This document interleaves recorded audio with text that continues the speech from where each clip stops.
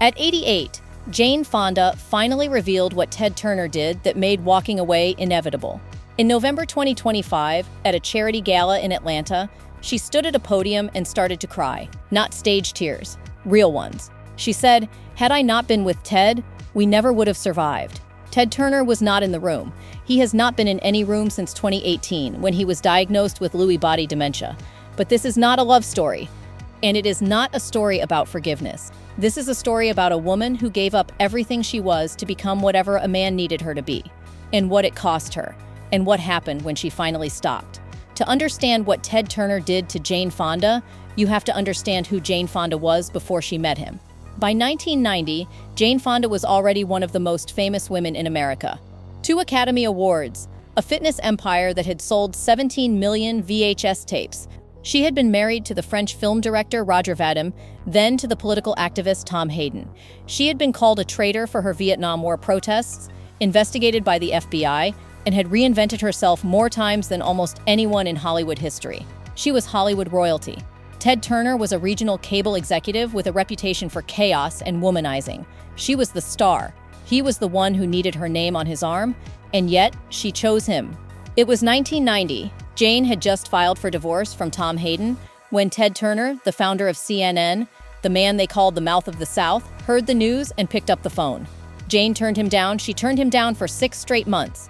But Ted Turner was not a man who understood the word no. He had never understood it in business, and he certainly did not understand it with women. He was persistent and charming, the kind of man who owned 2 million acres and talked like he owned the sun too. And Jane, coming off one difficult marriage, made the decision that would define the next decade of her life. They married on December 21st, 1991, at his ranch near Capps, Florida. She was 54, he was 53, and for a few years, it looked like a fairy tale. In 1995, Ted and Jane co-founded the Georgia Campaign for Adolescent Power and Potential, a charity helping Georgia's teenagers. They hosted galas together, gave joint interviews, appeared on magazine covers as a power couple. Jane threw herself into learning Ted's world. She traveled to his ranches across Montana, New Mexico, and Nebraska. She attended CNN events. She smiled for the cameras. From the outside, they looked like a partnership. Jane told interviewers she was happy. She told them Ted was the love of her life. She said she had never felt so connected to someone. People magazine ran profiles of their relationship. Friends called them inseparable. Ted gave her gifts, extravagant ones. He flew her across the country in private planes to see bison herds and sunsets over the Rockies. He introduced her to his world with the confidence of a man who believed his world was the only one worth living in, and Jane believed it too. Or at least she told herself she did. But here's the thing about fairy tales. They only look perfect from the outside. And inside that fairy tale, something was already wrong. In her memoir, My Life So Far, published in 2005, Jane described what happened inside that marriage with a word that should stop anyone cold. She said she was absorbed, not in the romantic sense, in the sense of being swallowed whole. She wrote that Ted needed her to become his world. She had to learn to hunt because Ted hunted. She had to learn to fly fish because Ted fly fished. He liked her to dress a certain way, so she dressed that way. She told Harper's Bazaar, "Why be with Ted Turner if you're not going to allow yourself to be absorbed in his reality and learn from it?" Do you see what she was doing? She was explaining away her own disappearance, calling it a choice, framing it as growth, but it was not growth, it was erasure. 3 marriages, 3 completely different women, not because she was evolving, but because she was vanishing into whoever the man beside her needed her to be. And looking back, the signs were there from the very beginning, because Ted Turner brought something into that marriage that Jane already knew about.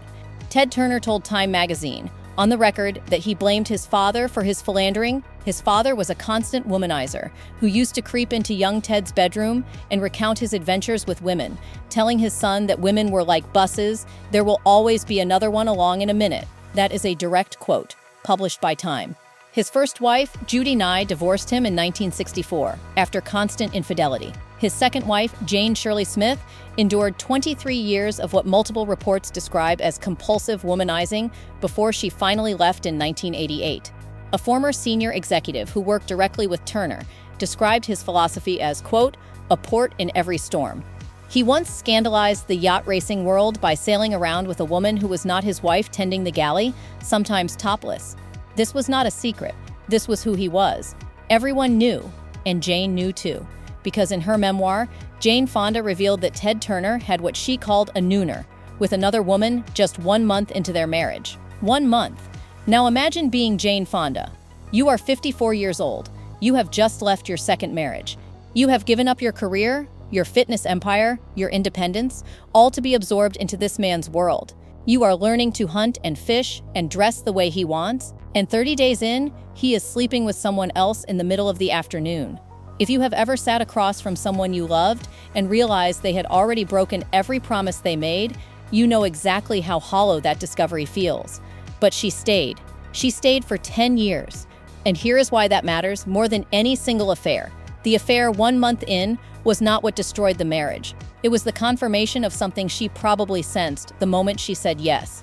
Ted Turner was never going to give her all of himself, because Ted Turner had never given all of himself to anyone. Not Judy, not Jane Shirley, and not Jane Fonda. His own son grew up hearing that women were replaceable. That is not a man who learned faithfulness, somewhere between wife number 2 and wife number 3. That is a man who brought the same broken playbook into every relationship and expected the woman to accept it, and it did not stop there. Ted Turner told Piers Morgan in a 2012 interview on camera that he once had 4 girlfriends simultaneously. 4. He laughed about it. He said being single was like being a kid in a candy store. This was not ancient history. This was the man Jane had married. The man whose pattern was so embedded that even after their divorce, he still bragged about it on live television. During their marriage, Jane was expected to ignore what everyone else could see. She was expected to smile at galas while women whispered behind her back. She was expected to stand next to him at CNN events, knowing he had humiliated her before their first anniversary was over. And the control went beyond the affairs. Jane said in her memoir that Ted needed her to become his world, not share his world, become it. She stopped making movies. She stopped her fitness empire. She moved to his ranches, learned his hobbies, dressed in his preferred style. By the end, she did not recognize herself. Think about that for a second. Jane Fonda, 2 Academy Awards, 17 million VHS tapes. A woman who had been investigated by the FBI for speaking her mind. And she could not pick out her own clothes without wondering if Ted would approve. Her own adopted daughter, Mary Williams, wrote about this in her memoir, The Lost Daughter. And what Mary wrote is hard to read. She said that while Ted was his usual upbeat self, her mother was greatly diminished physically and emotionally. She said Jane lost weight from her already tiny frame. She said Jane was shutting down emotionally while putting up a front that everything was fine. Mary Williams did not mince words. She said, and this was published by HuffPost, that the marriage was eating her alive.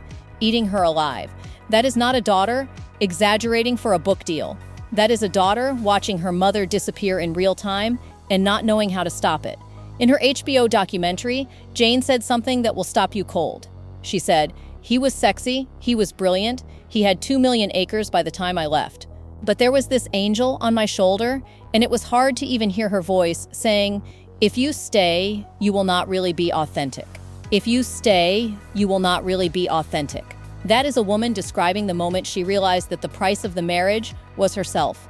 And if you have ever sat across from someone you loved and realized you did not recognize who you had become, if you have ever looked in a mirror and wondered where you went, you know exactly what Jane Fonda was feeling in those final years. She was 63 years old. She had been one of the most famous women in the world. And somewhere inside Ted Turner's Montana ranches, inside his fishing trips and hunting expeditions, and CNN galas, she had disappeared. She told Grazia magazine years later, "Up until my 70s, I spent my life like a double image, like a double exposure. When I'm with a man, I give up myself. 3 marriages, 3 different women. And finally, at 63, she heard that angel's voice clearly enough to listen. But something else happened that would ultimately break the marriage apart. And it was not what anyone expected. Around 2000, Jane's chauffeur began quietly sharing his Christian faith with her during their drives. She started attending church. She began looking for what she called a container to house this fledgling feeling of reverence, and dear friends in Georgia offered to bring her to Christ. Jane Fonda became a Christian, and she came home and told Ted Turner. His reaction tells you everything.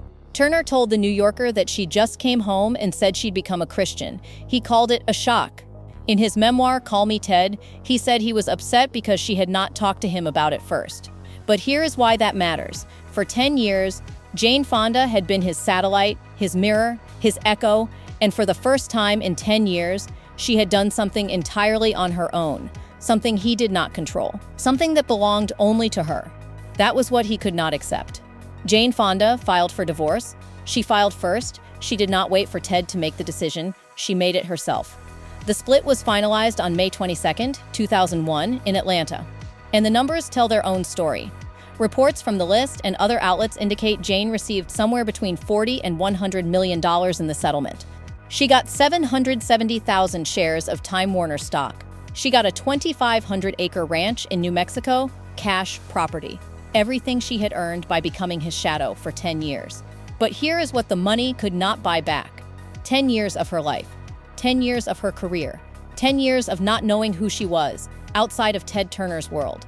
After the divorce, Jane moved into her daughter's modest Atlanta home, into a room with no closet. She later told Oprah, "I needed to be there. It was like I was giving birth to my second adulthood in the home of my firstborn." She was 63 years old. After 10 years in a world of 2 million acres and private ranches and bison herds, as far as you could see, she did not choose the penthouse. She chose the smallest room she could find, because she needed to rebuild from nothing, and she was free. And just when you think the story ends there, it does not. In 2012, Ted Turner went on live television with Piers Morgan and talked about having 4 girlfriends at once. He laughed about it. This was 11 years after the divorce. He was still the same man. The only thing that had changed was that Jane was no longer there to watch it happen. In 2005, she published her memoir, My Life So Far.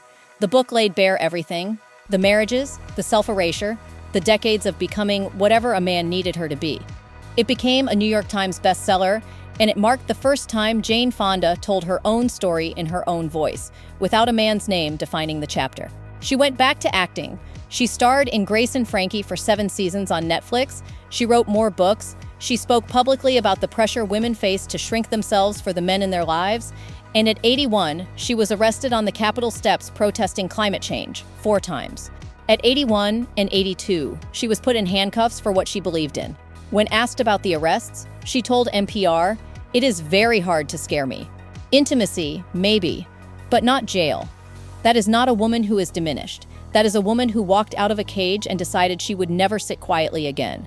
She was not Ted Turner's wife anymore. She was not anyone's performance. She was Jane Fonda, fully realized, sleeves rolled up, getting arrested on the Capitol steps because that is who she always was, underneath all those costumes. In November 2025, at the GCAPP Gala in Atlanta, the charity she and Ted co-founded, Jane Fonda stood at the podium and started to cry.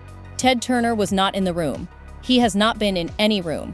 Not really, since his Lewy body dementia diagnosis in 2018. She said through tears, "Ted's not here, but he is here in my heart." She did not mock him. She did not use his decline to settle a score. After everything, she chose grace. There is something about a woman who was eaten alive by a marriage, who lost herself completely inside a man's world, who had to claw her way back to her own identity at 63 years old, choosing grace over bitterness. She has never said a cruel word about Ted Turner publicly. Not once. Even after the nooner 1 month into their marriage. Even after the years of disappearing into his shadow. Did Jane Fonda stay too long? Or did she leave at exactly the right moment, when she finally heard that angel on her shoulder? Drop your take in the comments. If this story moved you, hit subscribe, because we have another story coming that you will not want to miss. And if you want to see what happened between Nicole Kidman and Keith Urban, that story is just as devastating, and it is still unfolding. Jane Fonda does not need to say anything else about Ted Turner. Her life has been saying it for her.